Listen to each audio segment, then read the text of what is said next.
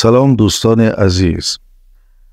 در این برنامه میخواهم برداشت خودم را در مورد یکی از داستانهای کوتاه و زیبای نویسنده سرشناس تاجیکستان استاد شاه منصور شاه مرزا با نام کشتی کاغذی بیان دارم.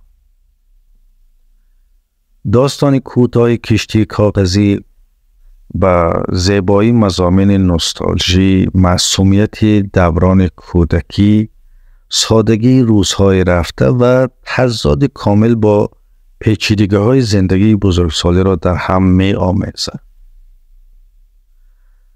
این داستان که در پس‌زمینه یکی از دهکده‌های باصفای تاجیکستان می‌گذرد، سرگرمی‌های ساده چون بازی با کشتی‌های کاغذی و واقعیت‌های خشین بزرگسالی را که با لحظه‌های خشونت و از دست دادن بیگناهی مشخص می‌شود به هم می‌پیوندد.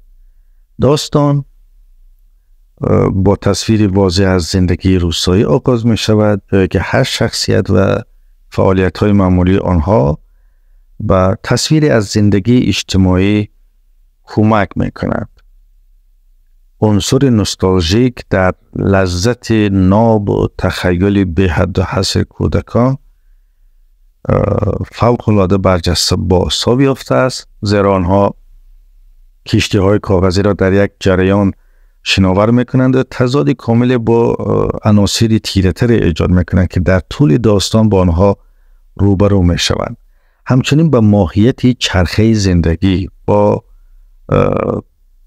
تکرار تولد در خانواده واکنش‌های متفاوت به آنها در طول سالها اشاره می‌کنند. اهمیت فرهنگی جشن و شادی جمعی در مواجهه با زندگی جدید رشته است که در این روایت جریان دارد و نشان می‌دهد که نها در رویارویی با مدرنیته و فرق‌گرایی در حال از بین رفتن است. استفاده نویسنده از زبان بسیار ساده و تصویر واضح، دیالوگ‌های تپنده و پویا به داستان عمق می‌بخشد و هر صحنه را با حس فوری و طنین احساسی ترسیم می‌کند. انعکاس پایان‌بندی آن در جریان خشک و نبود کشتی‌های کاغذی به عنوان نماد قدرتمند از کودکی از دست رفته و سنت‌های بخار شده و گذر زمان به درستی عمل کرده خواننده را مجبور می‌کند تا به هزینه واقعی پیشرفت و فرسایش شادی‌های ساده بیاندیشد. به طور کلی داستان متفکرانه است که به بررسی ماهیت تلخ و شیرین همانطور که گفتم بزرگ شدن و از دست دادن ارزش‌های ناب جمعی و اشتیاق برای لذت‌های ساده گذشته در میان جریان بی امان تغییر می‌پردازد. حالا قدر مفصل‌تر با آن می‌پردازیم. داستان با دقت و زیبایی و رعایت عناصر ادبی به ترسیم مغایرت بین سادگی و شیرینی روزهای گذشته، پیچیدگی‌های جهان مدرن می‌پردازد. در این داستان خواننده شاهد دو دنیای متفاوت است. یکی از آن دنیای سنت ها که در آن جامعه به شادمانی های مشترک و ساده اهمیت می‌دهد، دیگر جهان امروزی است که در آن ارزش های فردی بر جمعی غلبه کرده و شادی های کوچک و لحظه های کودکانه توسط قول بی‌تفاوتی و به اصطلاح انزوا بلعیده شدند. در گذشته همانطور که می‌دانیم سنت ها نقش عمده در پیوستگی اجتماعی و انتقال فرهنگ از نسل به نسل دیگر داشتند. این سنت ها که بیشتر در دور همیهای خانوادگی، مراسم عمومی و جشن های محلی جلوه‌گر می شدند، موجب ایجاد حس همبستگی و شناسایی مشترک میان اعضای جامعه می شدند. شادی های ساده که از این سنت ها سرچشمه می گرفتند نه تنها برای فرد بلکه برای کل جامعه اهمیت داشتند و مردم در خوشی‌های سختی‌ها شانه به شانه هم یکدیگر را حمایت می‌کردند. تولد یک کودک همسایه یا برداشت محصول یا ختم مکتب و دانشگاه یا اتفاقهای به این مانند همگی بهانه برای جشن شادی بودند و این لحظه ها حافظه جمعی را با خاطرات ماندگار، شیرین و ساده پر می‌کردند. کودکان در این داستان نماینده یک دوران آرمانی هستند که در آن خلاقیت و تخیل آزادانه جریان داشت و بازی‌های ساده مثل ساختن کشتی کاغذی و رها کردن آن در جویبار نه تنها سرگرمی بلکه آموزش برای مهارت‌های زندگی و مقابله با مسائل بزرگتری آینده و بهانه برای خوشی و شادی بود. اما این بی‌غمی‌ها، سادگی‌ها مورد تهدید قرار گرفتند در دنیایی که تأکید بر رقابت و موفقیت فردی زمینه‌های بازی و شادابی را سرکوب می‌کند. داستان انعکاسی از دنیای مدرن است که شادی‌های ساده را با بی‌تفاوتی و به اصطلاح تک افتادگی جایگزین می‌کند. در این دنیا اتفاقاتی که زمان منبع شادمانی جمعی بودند اکنون به رویدادهای معمولی و بدون شور و هیجان تبدیل شدند. شور و شوق ورود یک عضو تازه به خانواده که زمان سبب مباهات و جشن‌های فراوان میشد حالا به اهمیت پشت جلوه میکند. این تغییر رویکرد نه تنها نسبت به افراد خانواده بلکه نسبت به جامعه و اتحاد آن نیز نشان دهنده فاصله گیری عمیق اجتماعی است. در داستان کوتاه کشتی کاغذی رابطه بین گذشته و حال توسط کشتی‌های کاغذی نمود پیدا می‌کند.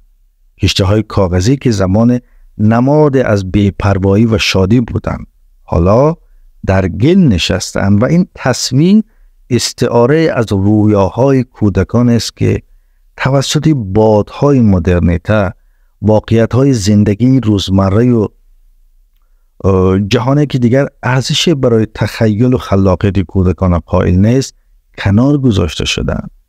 این تصویر نمایانگری از دست رفتن سادگی و شور و رنگ زندگی است که با گذر زمان و تغییر اولویت‌ها حالا به حاشیه رانده شدند. خب در جهان معاصر افزایش فردگرایی، گوشه‌گیری، کاهش ارتباطات معنادار و صمیمی بین افراد منجر به تضعیف حس جامعه و همبستگی اجتماعی شده است. داستان به خواننده یادآوری می‌کند که چگونه گرمای روابط انسانی و پاس داشتن رسوم و آیین‌هایی که زمان به ما معنا می‌بخشیدند جای خود را به سبک زندگی‌هایی دادند که در آن فرصتی کمتری برای تجربه و به اشتراک گذاشتن لحظه‌های مشترک وجود دارد. به هر حال داستان کشتی کاغذی یادآوری می‌کند که حفظ خاطرات و سنت‌های گذشته اهمیت فوق‌العاده زیادی دارد. زیرا این خاطرات و سنت‌ها پل‌های پیوندی هستند که نه تنها ما را به گذشته وصل می‌کنند بلکه با ما کمک می‌کنند تا معانی و ارزش‌های از دست رفته را در زندگی شتاب زده امروزی بازشناسیم. این سنت‌ها به عنوان نقاط عطف در زندگی فردی و جمعی می‌توانند به ما یاری کنند تا از زندگی یک نواخت و به روح روزمرگی فاصله بگیریم و از هر لحظه با تمام وجود لذت ببریم. داستان همچنین به ما یادآوری میکند که غول شتاب‌آلود تکنولوژی امروزی ما را از تأمل و قدردانی از زیبایی‌های زندگی دور کرده. شادی‌های کوچک، گردهمایی‌های خانوادگی، همسایگی‌های دوستانه، مشارکت در جشن‌های محلی، صمیمیت و پیوندهای صادقانه کجا شدند؟ کشتی‌های کاغذی در داستان نویسنده ما نمادهای چند وجهی هستند که لایه‌های مختلفی از معانی را در خود جای دادند. با چندی از آنها می‌پردازیم. نماد بیگناهی و خلاقیت کودکانه. کشتی کاغذی نماد از دوران کودکی است، زمانی که بازی و تخیل بدون محدودیت بود. کودکان با ساختن کشتی‌های کاغذی و رها کردن آنها در آب نه تنها به بازی می‌پردازند، بلکه رویاها و آرزوهای خود را نیز به حرکت در می‌آوردند. و نماد دیگر نماد شادی‌های ساده است. کشتی‌های کاغذی همچنین یادآور شادی‌های ساده و لحظه‌های کوچکی هستند که در زندگی عمیقاً ارزشمندند. بازی با این کشتی‌ها نیاز به تکنولوژی پیچیده یا هزینه‌های گران ندارد، بلکه فقط به یک تیکه کاغذ و قدر آب و تخیل نیاز دارد. نماد آسیب پذیری. کشتی‌های کاغذی بسیار آسیب پذیرند و می‌توانند بر راحتی توسط باد و آب از بین بروند. این ویژگی آنها را تبدیل به نماد از زندگی می‌کند که در آن زیبایی‌ها ممکن است زودگذر باشند و شکنندگی نهفته داشته باشند.